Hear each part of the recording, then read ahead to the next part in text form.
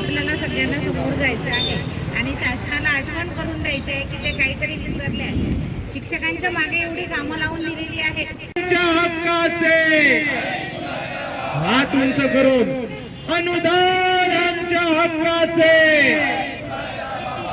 रस देत नाही, रस देत नाही, रस देत नाही।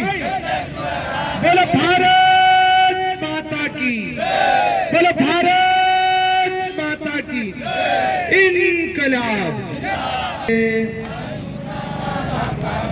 अनुदान हक्काचे नाही कुणाच्या हक्काचे, अनुदान हक्काचे असं कसं देत नाही, असं भारत माता की अनुदान हक्काचे, अनुदान हक्काचे असं कसं देत नाही, असं कसं देत नाही।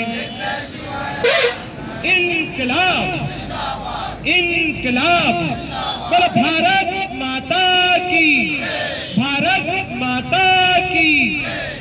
सुनील डहाके, मुख्याध्यापक माध्यमिक विद्यालय परलाम, अंशतः अनुदानित 60%।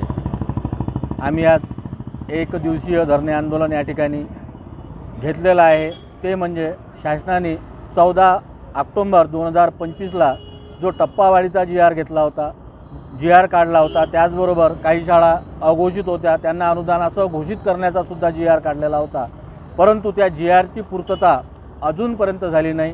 त्या GRच्या विरोधात आम्ही या ठिकाणी एक दिवसीय धरणे आंदोलन पुकारलेलं आहे। जर मागण्या पूर्ण झाल्या नाही तर याहीपेक्षा तीव्र आंदोलन आम्ही करू असं संघटनेच्या वतीने ठरवलेलं आहे।